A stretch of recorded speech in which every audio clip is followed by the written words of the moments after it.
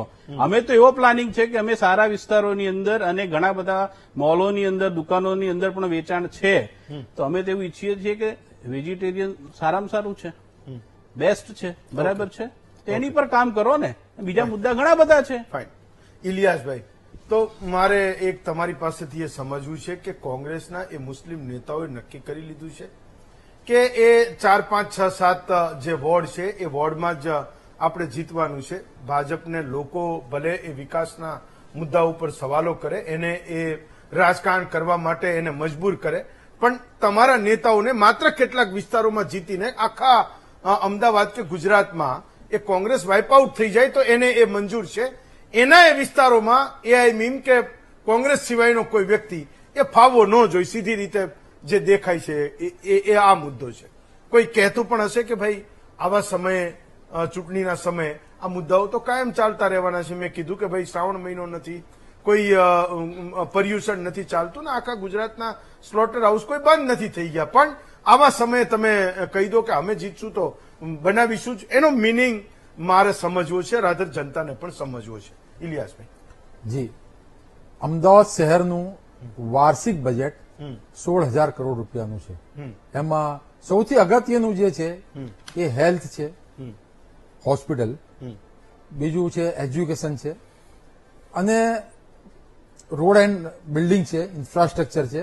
ઘણા બધા મુદ્દાઓ છે. મુસ્લિમ વિસ્તારોમાં સેનિટેશનનો મુદ્દો છે, સેનિટેશનના મુદ્દાઓ છે, ઘણા બધા મુદ્દાઓ છે. રાહુલ સાહેબે જે વાત કરી છે મને ગમી કે એજ્યુકેશન ઉપર અને હેલ્થ ઉપર સૌથી વધારે ધ્યાન આપવું જોઈએ. તો હું આપના માધ્યમથી કહેવા માંગુ છું કે વર્ષ 2000માં અમદાવાદ મ્યુનિસિપલ કોર્પોરેશનની કુલ મળીને 465 શાળાઓ હતી.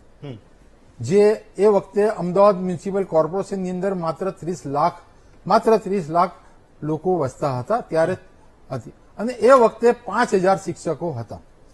આજે અમદાવાદ મ્યુનિસિપલ કોર્પોરેશનમાં 70 લાખની વસ્તી થઈ ગઈ છે, એટલે મલ્ટીપ્લાયડ બાય 2.5. બરોબર છે. એની સામે જે ગ્રેટર અમદાવાદ બની ગયું છે, એટલે અમદાવાદ શહેરની જે આજુબાજુના જેટલા બી જે ગ્રામીણ વિસ્તારો હતા એ આપણે એમને મર્જ કર્યા છે, એટલે 100 જેટલી શાળાઓ જે છે અમદાવાદ શહેરની અંદર મર્જ થઈ છે. તો 2000 વર્ષમાં જયારે 25 વર્ષ પહેલા 465 સ્કૂલ હતી, તો આજે બી એને 465 શાળાઓ છે.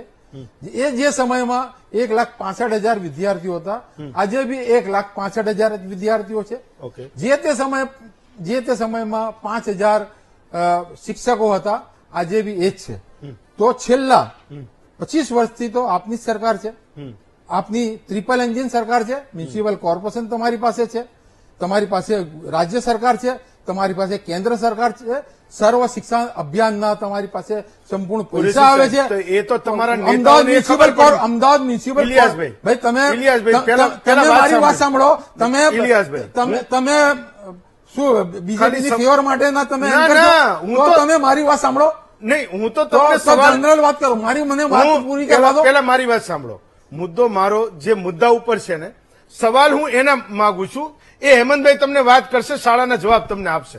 મારો ખાલી મુદ્દો એટલો છે કે બહુમત પ્રજાની લાગણી ભડકાવવા માટે કે ભાજપને ફાયદો કરાવવા માટે તમારા લોકો આ પ્રકારના મુદ્દાઓને લઈને આવે છે. એનો જવાબ આપી દો.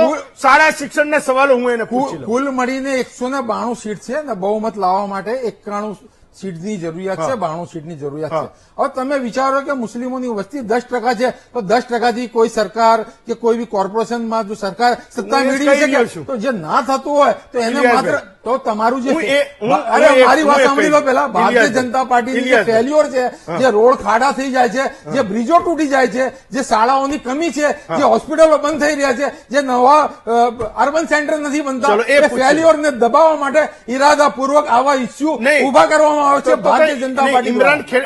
એક મિનિટ ઇમરાન ખેડાવાલાને હેમંતભાઈની પાર્ટી સવાલો આપે છે એવું તમે કહો છો? ભાઈ ઇમરાનભાઈ જે છે એમણે વિધાનસભામાં જયારે વાત થઈ હતી, સમય જુદો હતો. આ વાત જુદી છે. આ વાત ના, ના, જૂની છે. આજની છે આ વાત જૂની છે અને ઇમરાનભાઈ ખેડાવાલાએ વિધાનસભામાં આનો જવાબ આપી દીધો છે, તો એને સંપૂર્ણ સમાપ્ત કરી દેવું જોઈએ. પતી ગયો મુદ્દો. ચાલો. અત્યારે તમારે 16,000 કરોડ બજેટ માટે ક્યાં તમારે વાપરવા છે, ક્યાં પૈસા નથી વાપર્યા, તમે હિસાબ આપવું જોઈએ. એની જગ્યાએ તમે કોમવાદ ઉપર તમે ભાષણ આપો છો. હું સમજો. ચલો એ તમે એને પૂછી લેજો. મારો ખાલી સવાલ એટલો જ છે ઇલિયાસભાઈ, મને એવું લાગે છે કે અમદાવાદના ટ્રાફિકમાં તપતા તમે આવ્યા હશો એટલે થોડા અનકમ્ફર્ટેબલ છો. ખાલી થોડું મગજ શાંત રાખો ને ખાલી મારા સવાલને સમજો.